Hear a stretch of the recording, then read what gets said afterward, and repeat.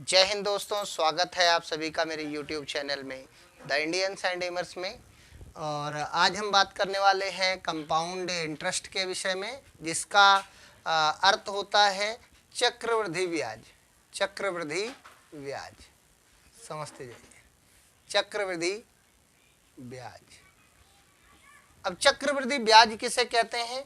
तो ब्याज के ऊपर ब्याज लगाने को हम चक्रवृद्धि ब्याज कहते हैं। जब कभी इंटरेस्ट के ऊपर इंटरेस्ट लगा दिया जाता है तो उसे हम कंपाउंड इंटरेस्ट कहते हैं। अक्सर ये कंपाउंड इंटरेस्ट हमारे बैंकों द्वारा हमारे ऊपर लगाया जाता है। तो आइए आज हम कंपाउंड इंटरेस्ट के फॉर्मूले को समझेंगे, किस तरीके से इसके सम्स को हम सॉल्व करते हैं वो समझेंगे। तो सबसे पहले हम देख लेते हैं कि कंपाउंड इंटरेस्ट का जो फॉर्मूला होता है वो क्या बनता है। तो फॉर्मूला बनता है इसका A is equal to P 1 plus R upon में 100 की पावर N, जहाँ पे A जो होता है वो अमाउंट होता है, P जो होता है वो प्रिंसिपल होता है, R फॉर रेट होता है और N जो है वो टाइम को डिनोट करता है, नंबर्स टाइम को डिनोट करता है ये। अब हम आ जाते हैं कि कोई एक सवाल लेकर देख लेते हैं यहाँ पे। तो सपोज दैट हमने मान लिया कि किसी व्यक्ति ने 9,000 रुपये, यानी जो प्रिंसिपल है वो कितना लिया है, उसने 9,000 लिया हुआ है, 9,000 प्रिंसिपल लिया हुआ है और उसका रेट जो है वो 10% का है। रेट कितना है? 10% है। और जो उसकी टाइमिंग है वो 2 ईयर्स की है। टाइमिंग कितनी है? 2 ईयर्स की है कि 2 साल बाद 9,000 रुपये का आपने बैंक से किसी उधार लिया तो 10% आपको ब्याज देना है और 2 साल के लिए आपने ये उधार लिया हुआ है, तो 2 साल बाद आपको कितना पैसा जो है वो देना पड़ेगा। तो सबसे पहले हम आ जाते हैं, जो हमारा प्रिंसिपल है वो कितना है? 9,000 है। 1 प्लस R कितना है हमारा?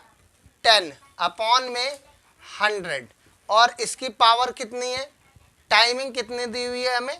2 ईयर्स की दी हुई है, तो हम 2 ईयर्स लगा देंगे यहाँ पे। इसके बाद हम इसे सॉल्व कर लेते हैं। यहाँ पे 9,000 आ जाएगा, 10 यहाँ पे जो 0 दी हुई है वो हम कट कर लेंगे। 1 प्लस 10 अपॉन 100 दिया हुआ है 2, तो 0 से 0 हम क्या कर लेते हैं? सॉल्व कर लेते हैं यहाँ पे।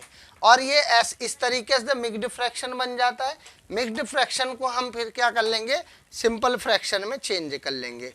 तो ये हो जाएगा 9,000, 10 1 जा 10 और 1 11, 11 अपॉन 10 की पावर कितनी आ जाएगी? यहाँ पे 2 आ जाएगी। 11 अपॉन 10 की पावर 2। अब हम इसे विस्तार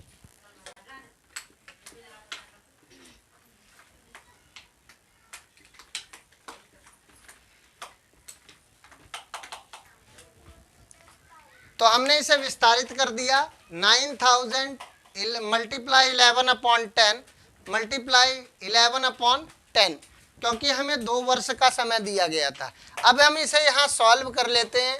0 से 0 क्या हो जाएगी? यहाँ पे कट हो जाएगी। फिर 1 0 से 1 0 और कट हो जाएगी। अब हमारे पास क्या बचा हुआ है यहाँ पे?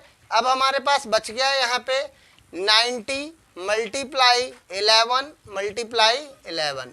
तो जब हम 90 मल्टीप्लाई 11 करेंगे, 11 11 जा कितना हो जाता है? 121 हो जाता है, 121 हो जाता है यहाँ पे। और मल्टीप्लाई क्या हो जाता है? 90 से। जब कभी आपको ऐसे डिजिट मिल जाए जहाँ पे लास्ट में 0 दिया हुआ और उससे पहले कोई एक डिजिट दी हुई हो, तो आपको 0 से मल्टीप्लाई करने की आवश्यकता नहीं है। आप डायरेक्ट जो है 9 से मल्टीप्लाई कर दीजिए यहाँ पे और 0 उसके बाद में आप लगा सकते हैं।